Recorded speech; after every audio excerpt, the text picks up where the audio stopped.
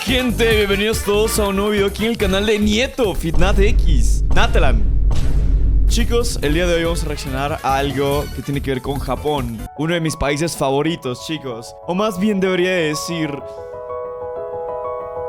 Watashi no namae wo Natalan desu. Este video es gracias a El Traje con Voz. Él se dio la tarea de la investigación y de la creación del video. El título es El caso más asqueroso de Japón.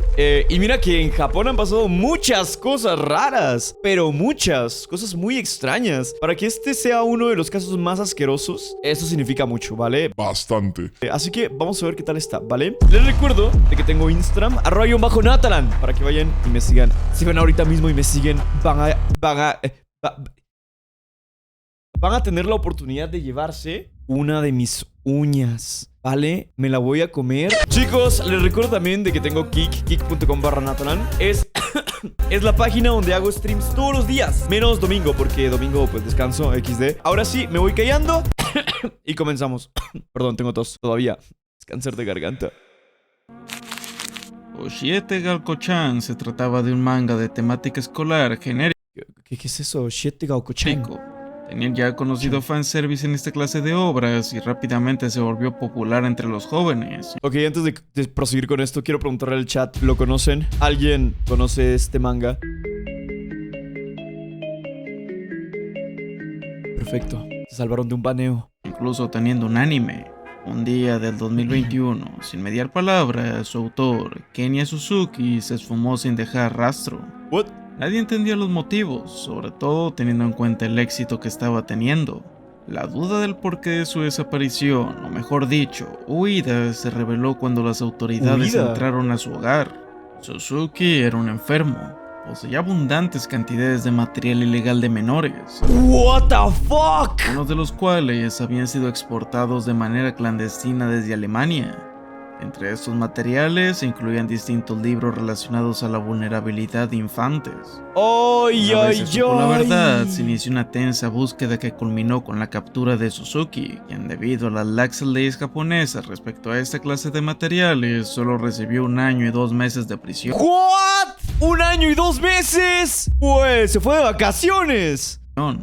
Sin embargo, esto no fue lo peor, ya que la sentencia sería suspendida sin que siquiera pisara la prisión, adquiriendo la libertad condicional y volviendo a las calles a los pocos días de haber sido detenido. No pisó prisión nunca. Se fue a juicio. Quedó culpable, se le atrapó con las manos en la masa, la policía confiscó todo el material. ¿Y no pisó prisión? Afortunadamente, su suerte con la ley no fue la misma en lo profesional. Su manga fue cancelado, su distribución internacional se detuvo y el manga quedó inconcluso, con un total de 5 volúmenes y 76 capítulos. A la mierda. La imagen de Suzuki quedó irremediablemente manchada y su nombre se convirtió en sinónimo de escándalo en la industria. Pero, ¿quieres saber lo peor? ¿Qué? Este ni siquiera es el caso más extremo de este tema. ¿What? El siguiente es aún más grave, porque no solo se trata de posesión de material ilegal, sino ya de agresión directa a menores.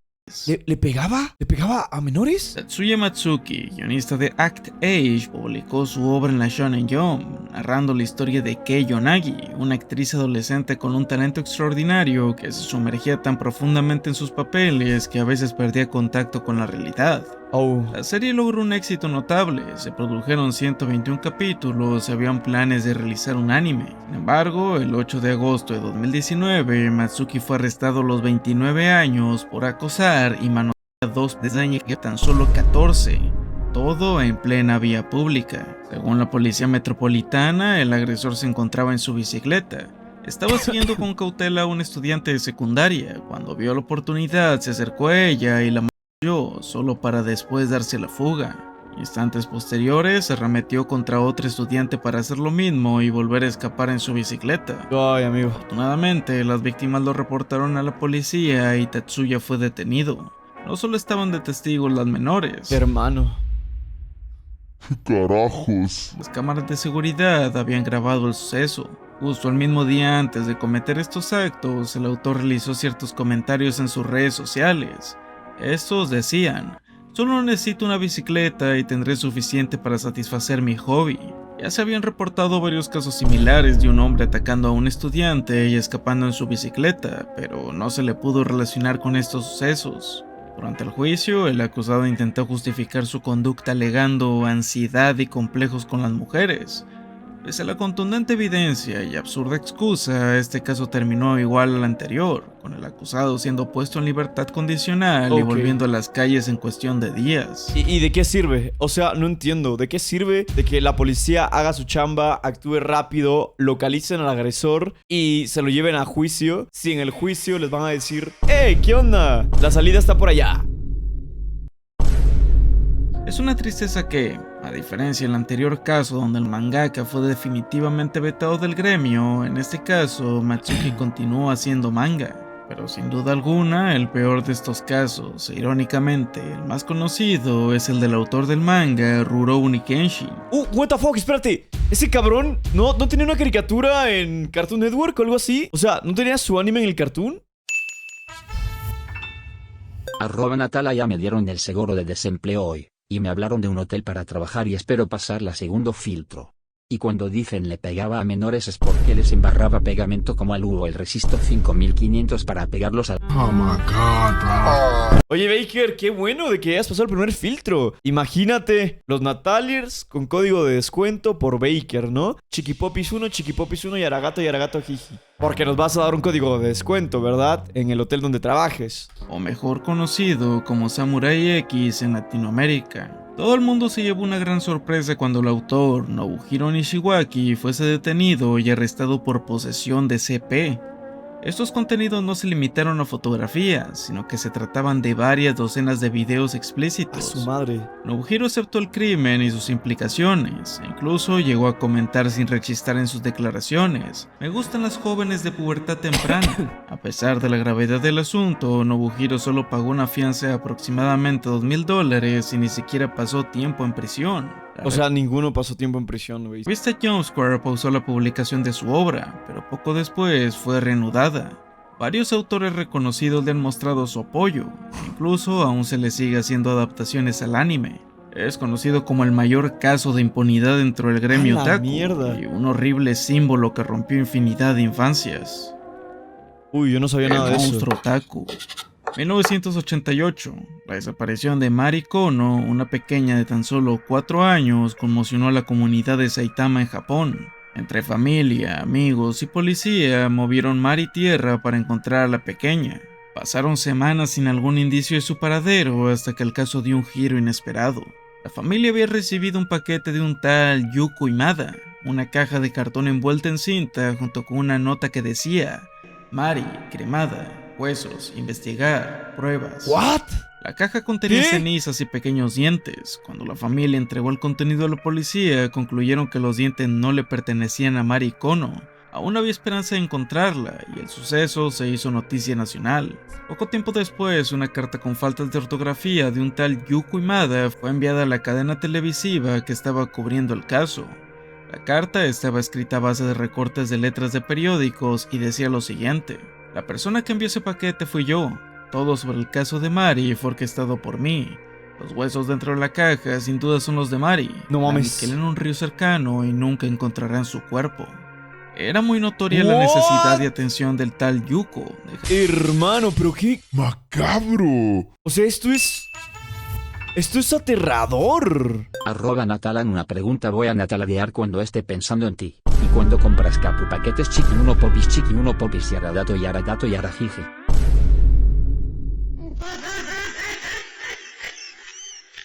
Natala, léatela bien, supongo. Dando mensajes crípticos y pequeñas pruebas para ser reconocido como el perpetrador. En realidad se trataba de Totsutomo Miyazaki, un joven criado en una familia de buen estatus económico, pero con profundos problemas para relacionarse con su entorno. Ok. Había nacido con una deformidad en sus manos, lo que les daba un aspecto que resultaba Espérate, ¿deformidad en las manos? desagradable para los demás. En su infancia sufrió acoso y maltrato por parte de sus compañeros, lo que lo hizo una persona retraída y con un profundo resentimiento. Miyazaki era llamado otaku por su afinidad por el anime y el manga, contando con mercancía de todo tipo y pasando la mayor parte de su vida consumiendo este medio. Ok. Aún así, tenía muy buenas notas y tenía el objetivo de entrar a una universidad de prestigio. Sin Nice. embargo, sus notas comenzaron a bajar de forma repentina y cayó en una espiral de decadencia sin vuelta atrás.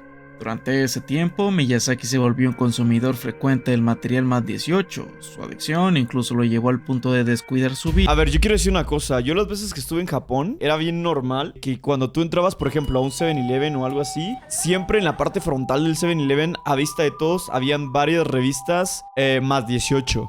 Y ahí están, en la entrada, literal. O sea, tú pasas y de las primeras cosas que te reciben son esas cosas, ¿vale? De hecho, nos llegó a pasar de que un día estábamos entrando a desayunar a un 7-Eleven con Tiara y vimos a un viejito, literalmente, viendo ahí una revista para adultos así, parado. O sea, estaba así en el 7 y estaba ahí viendo la revista para adultos. Y nosotros ahí así como, permiso, vamos a desayunar. Y sus responsabilidades. La adicción a este material lo condujo a consumir un contenido cada vez más explícito e inmoral, hasta terminar consumiendo material ilegal de infantes, Mierda. pues lo normal ya no le satisfacía. Empezó a frecuentar lugares en los que pudiera encontrar a menores de edad para tomarles fotografías escondidas. A pesar del estado en el que se encontraba, aún contaba con el apoyo de su abuelo, pues eran muy cercanos y era la única persona con la que tenía una conexión genuina. Vale. En 1988 falleció su abuelo, y esta fue la cereza sobre el pastel que lo llevó a una profunda depresión y sobre todo desató sus deseos de violencia. El día de su cumpleaños fue el día que Miyazaki tomó la vida de Mari Kono. Se fue conduciendo por la ciudad hasta que encontró a una pequeña jugando con sus amigos fuera de su casa. No, qué hijo de puta. La convenció para que se le acercara y que se subiera al auto, aprovechando la vulnerabilidad de la pequeña. Fue un viaje de 1 hora y media, donde al final la llevó a un punto remoto. Acabó con su vida y abusó de su cuerpo, para después dejarla en unas colinas cerca de su hogar. Posteriormente regresó al lugar del entierro, removió extremidades para dejarlas como adornos en su hogar y realizó la caja que le enviaría a la familia de la pequeña.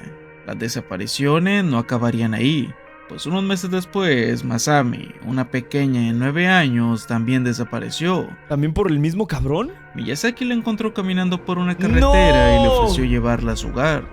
Y ahí la llevó a la misma locación donde acabó con Mari, agrediéndole de la misma manera. En diciembre del mismo año, Erika, de 4, fue desaparecida en circunstancias similares, pero esta vez Miyazaki no la convenció, la forzó a entrar a su carro. De ahí la llevó a un estacionamiento donde se aprovechó de ella, acabando con su vida poco después. Verga. Esta vez el cuerpo sí fue encontrado 3 días después.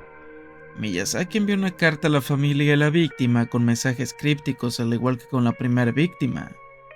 Su cuarta víctima fue una pequeña de 5 años. Verga, pero ¿por qué, hermano? El chabón quería que lo encontraran. Dejaba pruebas, mandaba pistas. O sea, se contactaba con las familias. Decía, fui yo lo hice. Aquí está esto y esto y esto y esto y yo lo hice. Y aún así no lo encontraban. Aún así seguía haciendo de las suyas. Se movía entre las personas. Nadie lo agarraba. El modus operandi fue el mismo. Esta vez llevó el cuerpo a su casa y se grabó ultrajando al mismo.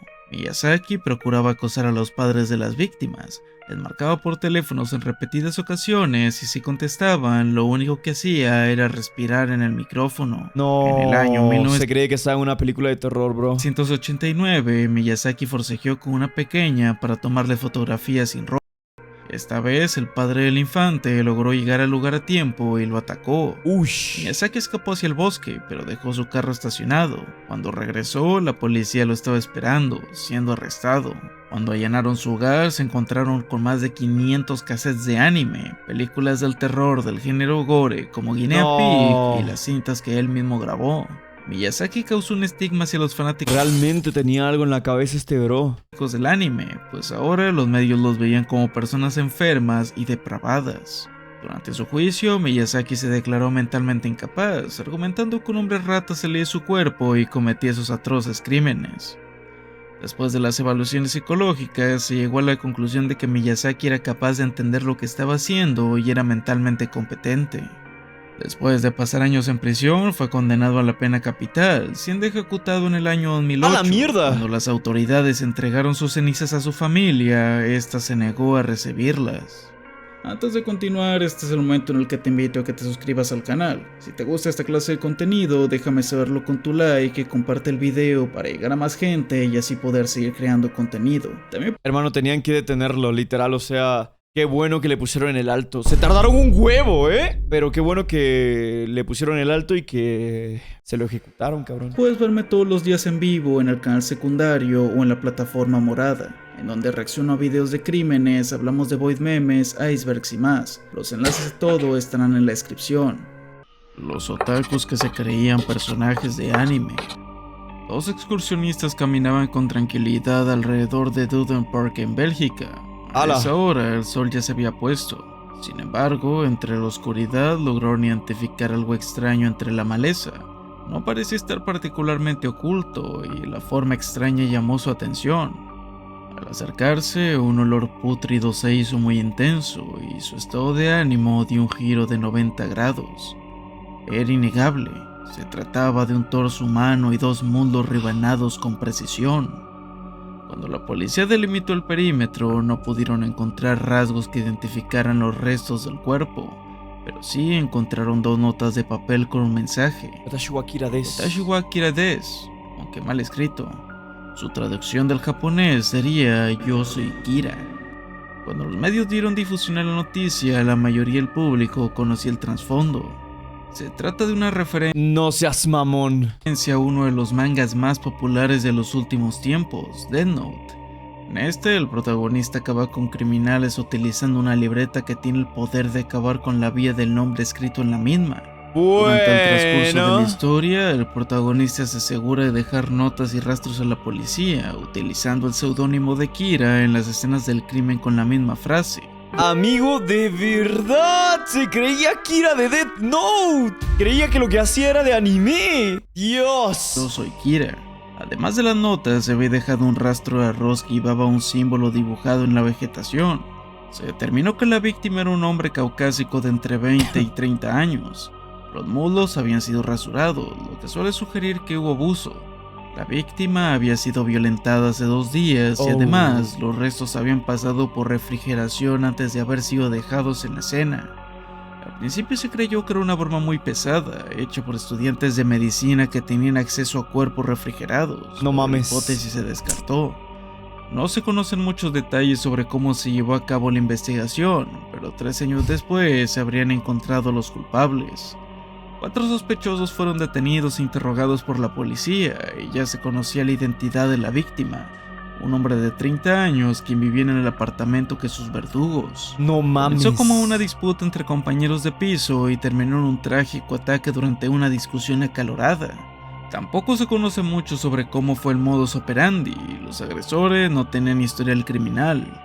2 de los 4 O sospechosos sea que la fucking nada, un día dijeron vamos a hacerle como Kira. Vamos a hacerle como Death Note. Y matemos a alguien. A nuestro vecino.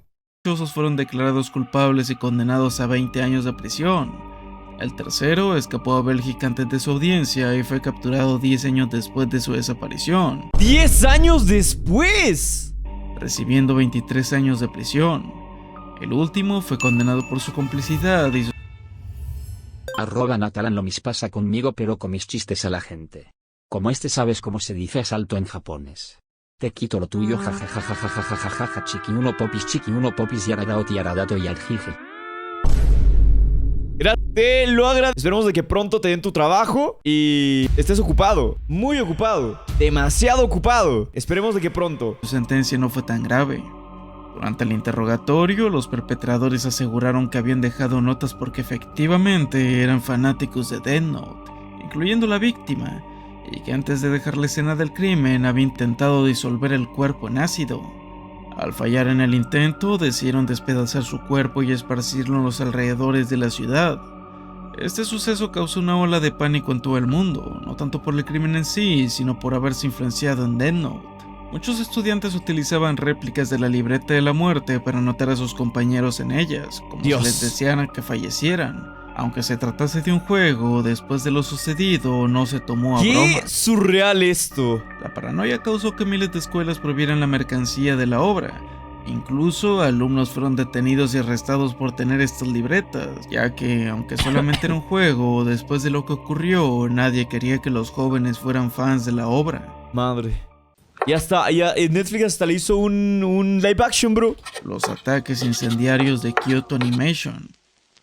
Ah, este lo Ahora conozco. parece un edificio Este lo conozco, este lo vi en otro video. normal, un estilo algo simple. Ajá. La fachada no mostraba nada particular. Por dentro era otra historia. El estudio de animación Kyoto Animation es reconocido por la calidad de sus producciones y el buen trato que se les da a sus trabajadores. Alrededor de 70 personas se encontraban en las instalaciones. Un El montón. ambiente era relajado. Muchos realizaban sus trabajos diarios, otros se encontraban en los comedores pasando un rato entre amigos. Los 3 pisos del edificio estaban conectados por una sola escalera, y en el tercer piso los empleados podían dormir en las alfombras de tatami para poder descansar después del almuerzo.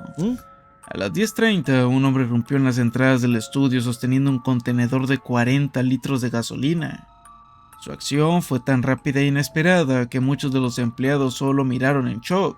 Vertió el líquido por las puertas, los pasillos y los mismos empleados. Sí, este sí lo habíamos Comenzó visto. un intenso forcejeo. Los empleados trataban de detenerlo mientras gritaba de forma histérica, y a pesar de los esfuerzos, el hombre logró sacar un encendedor. El fuego se propagó al instante como una explosión. Uf, de los 70 que habían, 33 murieron. Eso quiere decir que casi la mitad de las personas que estaban ahí en ese edificio se desuscribieron de la vida por la culpa de este güey. Las llamas y el humo se propagaban con violencia. Una densa nube negra de escombros tapó el cielo y la temperatura subió de forma repentina. Personas salían desesperadas del edificio, y entre ellas el perpetrador, quien corrió herido y con quemaduras en todo el cuerpo. A la madre, ahí Aprendido está. por la policía, y mientras era llevado por las autoridades, solo gritaba: "Me plagiaron, lo hice porque plagiaron mi novela". El hombre también tenía armas blancas en su mochila que había dejado en las afueras del estudio. El edificio estaba construido a base de madera, por lo que el fuego creció como una ráfaga. Personas fueron atrapadas, muchos colapsaron por la falta de oxígeno, otros fueron víctimas de las llamas. Verga, huevón. No me acordaba que era por eso. Que creo, no me haga mucho caso, que al final el chabón estaba como que medio loco. O sea, estaba claramente loco, ¿no? Pero, o sea, no lo habían plagiado, era como que es similar, pero no era un plagio. O al menos no fue intencionado, creo yo. Otros incluso saltaron del segundo y tercer piso en un intento por salvar sus vidas. Los adentros del estudio llegaron a los 500 grados centígrados. ¡A la Incluso si mierda! alguien intentaba adentrarse en las instalaciones para salvar a alguien, resultaría imposible. Testigos cuentan que quienes saltaron del edificio habían perdido toda su ropa, pues estaba quemada. Otro testigo contó que pensó que una mujer vestía de negro, pero al acercarse se dio cuenta de que se trataba de su misma piel. ¡No! La mayoría de víctimas fueron mujeres. El estudio de animación, fundado por una pareja casada, procuraba contratar a mujeres y jóvenes en situaciones vulnerables, aun cuando no tuvieran experiencia. La mayoría de los cuerpos estaban apilados en las escaleras, pues trataban de escapar hacia el techo o hacia la entrada. 36 personas perdieron la vida y 34 resultaron heridas hospitalizadas. ¡Hola, verga, güey! Fue uno de los peores ataques realizados a población civil desde el segundo gran conflicto mundial. Shinya Oba, de 41 años de edad, fue identificado como el perpetrador. Tenía un historial criminal, apenas en 2019 había salido de prisión, luego de cumplir una condena de 6 años por asaltar una tienda. Tenía una actitud agresiva e impredecible, solía amenazar y agredir verbalmente a sus vecinos. Güey, recién salió de prisión y fue a hacer esa cagadota. Literal, el chabón llevaba de salir de prisión nada. Estaba reintegrándose otra vez a la sociedad y hace esa tremenda mamada. Llevaba la misma ropa durante meses y además era un depravado, pues en ocasiones intentó robar ropa interior de sus vecinas. Sus vecinos cuentan que era una bomba de tiempo, se volvía loco por la menor de las provocaciones y la policía visitaba su casa con frecuencia, pues solía poner música y ver anime a todo volumen. Durante una de estas sesiones de anime, Aoba vio un capítulo de la serie Tsurune del estudio de animación Kyoto Animation. En el quinto capítulo hay una escena en la que 2 personajes están comprando carne en un supermercado. Uno de los personajes compra una pieza que está en descuento debido a que pasó la fecha de caducidad. Esta pequeña escena de apenas 1 minuto y con una nula relevancia en la trama fue suficiente para que Aoba entrara en una espiral de odio y locura. Años antes del suceso, el estudio realizó un concurso en el que personas podían mandar guiones al estudio. Esto con la esperanza de encontrar talentos nuevos y producir una serie animada. Aoba escribió un borrador que envió a Kyoto Animation, y en este hay una escena... Lo peor es de que por ese pendejo cancelaron y eliminaron un montón de animes muy buenos. Obvio, o sea, al final, si tú tienes un equipo y sabes cómo trabaja el equipo y lo hacen de esta manera y por ese equipo pueden salir a la luz nuevos animes, que te hayan matado a la mitad de ese equipo significa que te mataron también a los animes, bro. O sea, eran ellos los que lo hacían y murieron. La que un personaje compra carne pasada de la fecha de caducidad por estar en descuento. El estudio reconoció el borrador escrito por Aoba, pero este no pasó ni siquiera la primera fase del concurso debido a su mala calidad. Incluso si de verdad hubiese sido un improbable caso de plagio, realmente hay muchas obras que abarcan lo mismo y que son mucho más conocidas. Aoba mantuvo lo que había dicho a los policías sin remordimiento. Lo hice por venganza, me dirigí al estudio 1 porque era el que más gente tenía adentro. Quería herir a la mayor cantidad de gente posible. Lo hice porque el estudio plagió mi novela. Estaba alucin, estaba loco el cabrón. Aoba permaneció años en el hospital debido a sus heridas y en 2024 fue sentenciado a la pena capital. No se sabe cuándo cumplirá esa sentencia, pero es seguro que pasará el resto de su vida entre rejas. El incidente de Daiseiku Shiba. Era la tarde del 15 de enero de 2007. Daiseiku Shiba, de 20 años, estudiaba su primer año en la facultad de manga de la Universidad de Seika de Kyoto. No. Un programa único en Japón que atraía a los jóvenes artistas de todo el país. Ese día había estado con compañeros en el campus. Güey, eso está muy perro, ¿no? Que hayan universidades con carreras para hacer manga y animes y todo eso. Eso está muy... Está muy perro eso. Y alrededor de las 7:40 de la noche se despidió de ellos para dirigirse en bicicleta hacia el apartamento de un amigo. El trayecto era corto, apenas unos cientos de metros, por un camino estrecho y rural iluminado por el tránsito ocasional de coches y autobuses. Nunca llegó a su destino. Mientras avanzaba por la acera, un ciclista desconocido apareció en dirección contraria. Su comportamiento fue inmediatamente extraño. Testigos relataron que agitaba los brazos y la cabeza de un lado a otro. Repetía insultos con voz cargada de furia y tenía el rostro enrojecido. Sus ojos parecían descoordinados, como si miraran en direcciones distintas, lo que dio la impresión de un hombre fuera de control. Daiseiku, perro miedo, desconcertado, solo inclinó ligeramente la cabeza hacia abajo en un gesto de incomodidad y prudencia. De pronto, el hombre sacó un cuchillo pequeño y se abalanzó sobre él. Lo apuntó varias veces en el rostro y en el abdomen, forzándolo a caer junto al campo que bordeaba la acera. La evidencia posterior mostró que Daiseiku trató de escapar. ¿Qué hace? ¿Pero qué le pasa, hermano? Uy, perdón. ¿Qué le pasa? ¿En dónde cree que está este hombre? Había huellas en la tierra y heridas en la espalda que indicaban un intento desesperado por huir, pero el atacante lo persiguió con violencia. Instantes después, otro ciclista pasó por el lugar, vio al agresor encorvado en la acera, de espaldas al campo, y a Daiseiku tendido en el suelo. El testigo, dominado por el miedo, decidió huir. 30 segundos más tarde volvió sobre sus pasos, y el atacante ya no estaba. Daiseiku había logrado arrastrarse de regreso al camino. Estaba sentado en el suelo, intentando enviar un mensaje o llamar por teléfono con las pocas fuerzas que le quedaban. Verga. Pero al testigo le pidió ayuda, diciéndole con una voz débil: un hombre que no conocía me apuñaló. Llame a una ambulancia, por favor. El ciclista alertó de inmediato a los servicios de emergencia, que llegaron en apenas 2 minutos. Cuando los paramédicos lo atendieron, Daiseiku aún estaba consciente. En 2 minutos llegó la ambulancia, eso es rapidísimo. ¿Cómo es vivir en México? Imagínate, esperar 1 hora que llegue la ambulancia, llega la policía y deja ir al vato que te atropelló. ¿Por qué? No sabemos. Logró aportar información. No conocía al agresor, era un hombre un poco mayor que él, que lo había empujado hacia el campo y lo había apuñalado una y otra vez sin motivo aparente. Fue trasladado rápidamente al hospital, pero falleció poco después debido a la gravedad de las heridas. La policía de Kyoto inició de inmediato la investigación. Los testigos describieron al sospechoso como un hombre de entre 20 y 30 años, de 1,70 a 1,80 de altura, con cabello oscuro desordenado, partido al medio y vestido podría ser cualquier japonés. completamente de negro. Tenía una mirada extraña, posiblemente producto de exotropía. Además, llevaba botas oscuras tipo senderismo.